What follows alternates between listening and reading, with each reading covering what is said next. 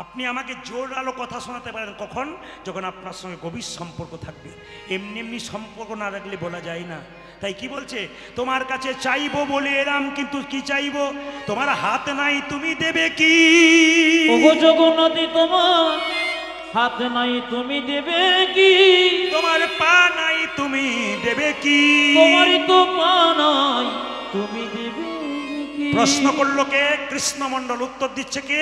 জগন্নাথ আকাশবাণী করে বলছে, ওরে কৃষ্ণমণ্ডল শুনে রাখ, আমার হাত নাই, এ হাত আমি তোদেরকে দিলাম কর্ম করার জন্যে। কর্ম করার জন্যে। আমার পা নাই, এ পা তোদেরকে দিলাম কর্ম করতে গেলে এক জায়গা থেকে অন্য জায়গা যেতে হবে বলি। আমার যা নাই আমি তোকে তাই দিয়ে দিলাম, তোরা আমার ভজনা কর। কৃষ্ণমণ্ডল কেঁদে কেঁদে বলল, গো জগন্নাথ, তুমি যাই বলো আর নাই বলো, লোকে তোমার কাছে গাড়ি চাই, বাড়ি চাই, টাকা চাই, পয়সা চাই, কিন্তু ও গো জগন্নাথ, আমি তোমার কাছে এমন জিনিস চাইবো জগতের কেউ চাই না। আমি গাড়ি চাইবো না, বাড়ি চাইবো না, টাকা চাইবো না। ওগো জগন্নাথ, তোমার কাছে কি চাইবো জানো? আমার যা থাক আর না থাক একটা জিনিস নাই।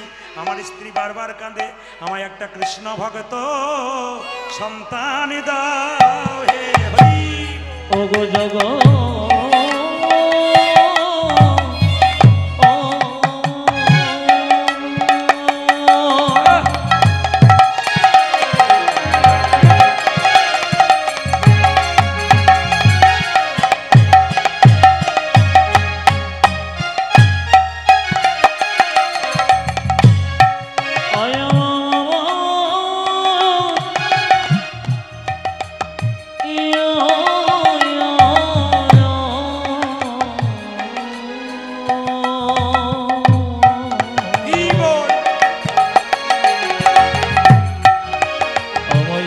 কৃষ্ণ ভক্ত সন্তান দাও গে। এই অভিলাষ আমার মনে, কৃষ্ণ ভক্ত সন্তান দাও গে।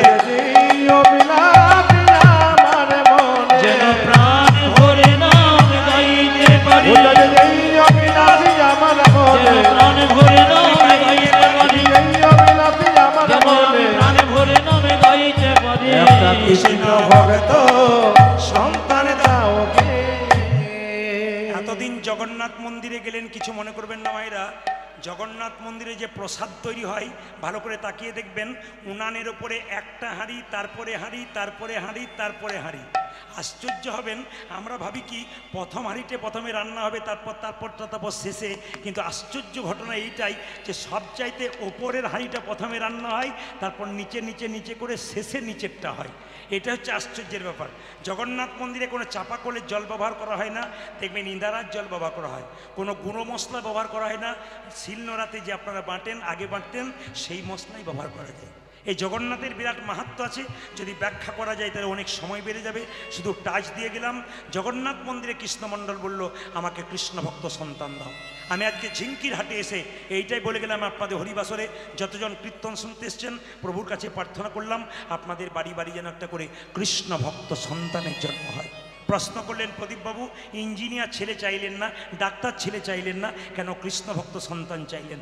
আমি কেন চাইলাম মায়েরা ভালো করে শুনে নেবেন। সচিমাতা নিমাইকে বলেছিল, নিমাই তোর বাবার পিণ্ডটা দিয়ে। নিমাই বলেছিল, মা পিণ্ড দিলে কি হয়? সচিমাতা বলেছিল, পিণ্ড দিলে 7 বংশোদ্ধার হয়। নিমাই বলেছিল, মা পিণ্ড দিলে 7 বংশোদ্ধার হয়? কোনো বংশে একজন কৃষ্ণ ভক্ত সন্তান জন্ম নিলে তার 7 বংশ নয়, তার 14 বংশ উদ্ধার হয়ে যায়। তাই আমি চাইবো আমাদের প্রত্যেকটা হিন্দুর পরিবারে একটা করে কৃষ্ণ ভক্ত সন্তান জন্ম হোক। কিন্তু অপরাধ নেবেন না, আমাকে পরশু তারিখে আপনাদের জেলাতেই একজন ভক্ত আমার প্রতি জায়গায় কীর্তন শোনে, এসে আমাকে বলছে, প্রদীপবাবু আপনাকে একটা সুখের কথা বলতে আসি। বলে কি? আমি খুব সুখী। বললাম, সবাই তো দুঃখী, বলে আপনি সুখী বলছেন কেন? বলছে, আমার ছেলের জন্য আমি 10 লাখ টাকা ব্যাংক ব্যালেন্স করে দিলাম, এবার আমি মরে গেলেও কোনো চিন্তা নাই, ছেলে বসে বসে খাবে। আমি বললাম, ছেলের জন্য 10 লাখ টাকা রাখলেন, ছেলেকে তৈরি করলেন কেমন? এই রকম না এই রকম? আপনাদের এখানে নাই এরকম পার্টি আছে না? কি বলছেন? এরকম তৈরি করলেন না এরকম তৈরি করলেন? তখন বলছে, না না, ছেলে কেমন তৈরি হলো তা জানি না, 10 লাখ টাকা তো রেখে গেলাম। মায়েরা, ছেলেকে প্রথম কৃষ্ণ ভক্ত তৈরি করুন। যদি তৈরি করতে পারেন আপনার মৃত্যুর পর আপনি শান্তি পাবেন। যাকে দায়িত্ব দিলাম দায়িত্ববান সন্তান জন্ম দিয়ে গেছে। আর যদি মনে করেন টাকা রেখে গেলাম, মানুষ তৈরি করতে পারলেন না, ওই টাকাটা 10 দিনেই 5 জন বন্ধু এনে খেয়ে দিয়ে নিতাই গৌর হরিবোল করে ও শেষ হবে, সংসার শেষ করে দেবে, আর আপনারও জায়গা হবে নরকে। তাই আমি বারবার বলবো, প্রতিটি পরিবারে সন্তানগুলোকে ভালো করুন, কৃষ্ণ ভক্ত করুন। আমি চাইব, শুধু বলতে চাই মায়েদেরকে, মন দিয়ে শুনবেন, বাচ্চা ছেলেকে রবিবার দিন পার্কে নিয়ে যাবার দরকার নাই। প্রত্যেকটি মা বাবার কাছে, ঠাকুমা দাদুর কাছে নিবেদন রইল, একবার মন্দিরে নিয়ে যান, ওখানে আপনি প্রণাম করুন, বাচ্চাকে প্রণাম করান। সপ্তাহে একদিন যদি মন্দিরে নিয়ে যান। আর একটা কথা আপনাদের বলবো, কোনো বৈষ্ণব রাস্তায় পেরিয়ে গেলে তাকে প্রণাম করাতে শেখাবেন। কেন বলুন তো? কোনো ব্রাহ্মণ পেরিয়ে গেলে তাকে প্রণাম করাতে শেখাবেন, কোনো কীর্তনিয়া পেরিয়ে গেলে তাকে প্রণাম করাতে শেখাবেন। কেন? তিনি যত আশীর্বাদ দেবেন আপনার ছেলে তত বড় হবে। আপনাদেরকে বলে যাই, যে যেখানে বসে আছেন মন দিয়ে শুনবেন, যারা আপনারা ইস্কন মন্দিরে গেছেন, শিল প্রভুপাদের মূর্তি নিশ্চয়ই দেখেছেন, জ্ঞানবান যারা আছেন সবাই দেখেছেন। এই শিল প্রভুপাদের যদি চরিত্র শোনেন চমকে যাবেন। এইটুকু বাচ্চা, তার বাবা কলকাতায় চাকরি করে, 10টার সময় অফিসে যায়, 9টা পর্যন্ত দরজায় ছিপিয়ে বসে থাকতো। কেন বলুন তো? যদি কোনো বৈষ্ণব পেরিয়ে যেত, একবার আসুন, একবার আসুন। ওর মা রেডি হয়ে থাকতো একটু জল নিয়ে। কেন?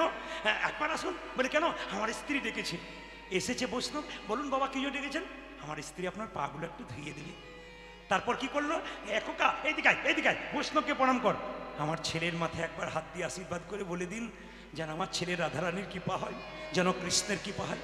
ওগো মা, ছেলের জন্যে কারো কাছে কিছু চাইবেন তবে তো পাবেন। আপনি প্রণাম করাতে শেখাবেন না, নিজে প্রণাম করবেন না, বৈষ্ণবকে সম্মান দেবেন না। এইদিকে তাকাবেন। আমরা কীর্তন করে যখন বাসা থেকে যাই, আসর থেকে যাই, অনেক মেয়েরা বলে, আপনি আমার ছেলের মাথায় একটু হাত দিয়ে দিন। বলে কেন? কি বলবো? আপনার মতো যেন হয়। যাক বলে তো, তারপর মাগুলোর ইচ্ছা কি? ছেলে আমার বদমাইশ ডাকাত চরিত্রহীন না হোক, যেন একটু কৃষ্ণ ভক্ত হয়। আমি শেষে আনন্দ পাবো, লোকে আমাকে বলবে চোরের মা নয়, ডাকাতের মা নয়, যাচ্ছে কৃষ্ণ ভক্তের মা। আমি চাই প্রত্যেকটি হিন্দু পরিবারে, সনাতন ধর্মের মানুষের পরিবারে একটা করে কৃষ্ণ ভক্ত সন্তান তৈরি হোক। আমি চাই না কোনো সনাতন ধর্মের মানুষের নিন্দা করুক। আমি চাই না আসলে কোনো শাস্ত্রের নিন্দা হোক। আমি চাই না আসলে কোনো বৈষ্ণবের নিন্দা হোক। আমি চাই না আসলে কোনো ব্রাহ্মণের নিন্দা হোক। আমি চাই না আসলে ভগবানের নিন্দা হোক। আসলে ভগবানের সুনাম করুন, যেন মানুষ কৃষ্ণ ভজনের পথে যেতে পারে, সেই পথটা তৈরি করুন। মহাপ্রভু তো এটা শিখিয়ে যায়নি, মহাপ্রভু শিখিয়ে দিয়ে গেছেন কি? পতিতকে উদ্ধার করে গেছেন, যারা হরিনাম করে নাই তাদের উদ্ধার করেছেন, জগাই মাধাইকে উদ্ধার করেছেন, চাঁদ কাজীকে উদ্ধার করেছেন, সবাইকে প্রেমের দ্বারা উদ্ধার করেছেন। মায়েরা, কৃষ্ণমণ্ডলকে আকাশবাণী করে জগন্নাথ বলল, যা কৃষ্ণমণ্ডল, তুই যখন চাইলি কৃষ্ণ ভক্ত সন্তান, যা তোর কৃষ্ণ ভক্ত সন্তান হবে। জগন্নাথ মন্দিরে কৃষ্ণমণ্ডল প্রণাম করে তার বাড়ির দিকে যাচ্ছে, আর যেতে যেতে কি গাইছে জানেন? ভগবানের কি লীলা! যশোদার দুলাল, যশোদার দুলাল বজে রাখা, বৃন্দাবন মনোহারি। যশোদার দুলাল বজে রাখা, বৃন্দাবন মনোহারি। ও তুমি যশোদার দুলাল ব্রজের রাখা, বৃন্দাবন ধনহারি। এইদিকে ধ্যান সঙ্গমাতে নেচে লাভ নাই, নাচতে হবে হরিনামে, শরীর দোলাতে হবে ভগবানের নামে, দেখবেন আনন্দ পাবেন আপনি। গাইতে গাইতে যাচ্ছে, যশোদার দুলাল বজের রাখা, বৃন্দাবন মনোহারি। হরি বল। যশোদার দোলাল ব্রজের রাখা, বৃন্দাবন মনোহারি। আচ্ছা, আমি ওর দিকে তাকাবো না, তাকান, তাকিয়ে দেখুন। আমার দিকে এখন তাকাবেন না, ওর দিকে তাকাবেন। ওকে কেউ শিখিয়ে দিয়েছে? শিখিয়ে না। কেন বলুন তো? এগুলো পূর্বজন্মের কি, পূর্বজন্মের কি স্বীকৃতি। দেখুন, যশোদার দুলাল বজের রাখা, বৃন্দাবন মনোহারি। ও তুমি যশোদার দুলাল ব্রজের রাখা, বৃন্দাবন ধনহারি। যশোদার দুলাল বজের রাখা, বৃন্দাবন মনোহারি। আজ যশোদার দোলাল ব্রজের রাখা, বৃন্দাবন মনোহারি। কপিজন বল্লভ রাধিকা রমণ, গোপী জন বল্লভ রাধিকা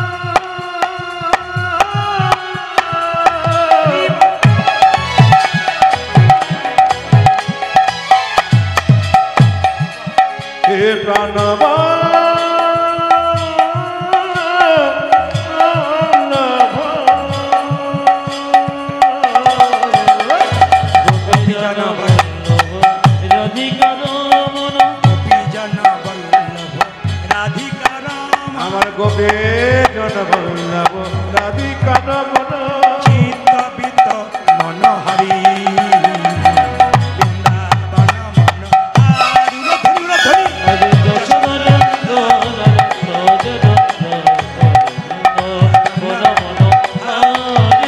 তুমি যত দান দোলা রজের রাখা বৃন্দাবন ধান জগন্নাথ দেব কি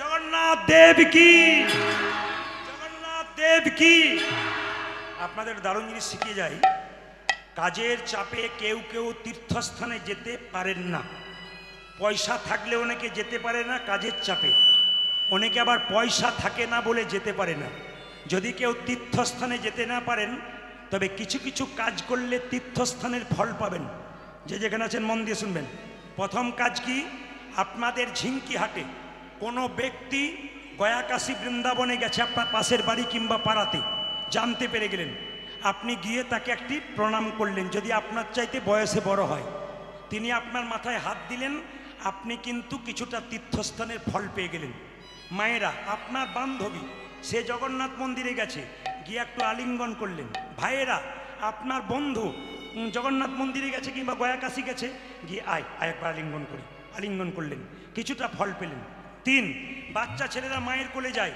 আপনারা বাচ্চাকে একটু কোলে নিয়ে আদর করলেন আপনি কি পেলেন জগন্নাথ দর্শন কিংবা তীর্থস্থানে ফল পেলেন আর একটা কাজ করলে কিন্তু আপনারা ভালো ফল পাবেন সেটা আপনাদের ঝিঙ্কিয়াটে অনেকেই করে আমি হাত তুলতে বলবো যারা করে একাদশী সমস্ত তীর্থের ফল তার কাছে এসে হাজির হয় একটু হাত তুলবেন আপনারা কারা কারা একাদশী পালন করেন আমি একটু দেখে নিই ক্যামেরার মাধ্যমে উঠছে আপনাদের হাত সত্যিকারে বলুন বাবা 2-4 জন বলছে সবাই তো তুললো দাদা আমাকে বেকার বললেন আমি তুলতে পারলাম না কারণ আমি যে না খেয়ে থাকতে পারি না আমার পেটে আগুন জ্বলে খালি খাবার জন্য একাদশীর কথা বলবেন না যা বলবেন বলবেন তাকান তাকান এদিকে তাকান যারা হাত তুললেন একাদশীর জন্যে যারা তুলতে পারলেন না তাদের জন্যে বলবো একাদশী করবেন আপনার জন্যে নয় আপনার ছেলের মঙ্গলের জন্য একাদশী করবেন আপনার জন্য নয়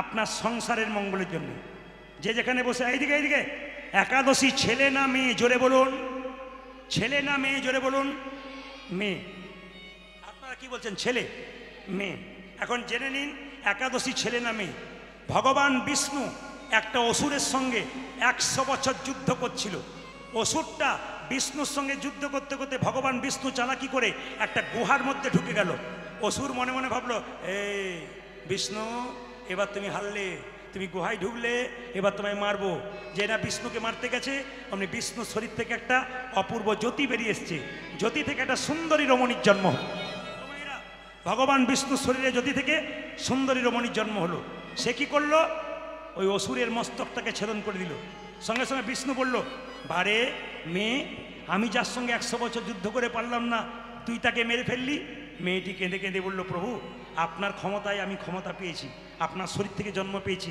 আমাকে অপমান করছেন কেন আপনার জন্যই তো মারতে পারলাম বলো প্রভু তুমি আমাকে কোন জায়গাতে রাখবে আমার কি নাম দেবে ভগবান বিষ্ণু বলল তোর নাম রাখলাম আজ থেকে একাদশী বেশ বেশ বেশ খুব ভালো কথা আমার নাম রাখলে একাদশী কিন্তু আমার লাভ কি হবে ওই যে তোর মধ্যে যারা প্রবেশ করবে তারা সমস্ত তীর্থের ফল লাভ করবে সমস্ত ভক্তিমতী মায়েদের সমস্ত দাদা ভাইদের যারা আছেন আমার আড়ালে যারা আমাকে দেখতে পাচ্ছেন না আপনারা হয়তো দেখতে পাচ্ছেন না সুন্দর বসতে পেয়েছেন প্রচুর দূর পর্যন্ত প্রচুর ছেলে মেয়েরা দাঁড়িয়ে আছে অনেক দূর পর্যন্ত অনেক অনেক অন্ধকারে দাঁড়িয়ে আছে এই পাশেও প্রচুর দাঁড়িয়ে আছে তারা কানে শুনে নেবেন একটু মন দিয়ে শুনে নিন যেখানে বসে আছেন মুসলিম সমাজে 30 দিন রোজা রাখা হয় ভোর 4টের সময় খায় সন্ধে 6টার সময় খায় সারাদিন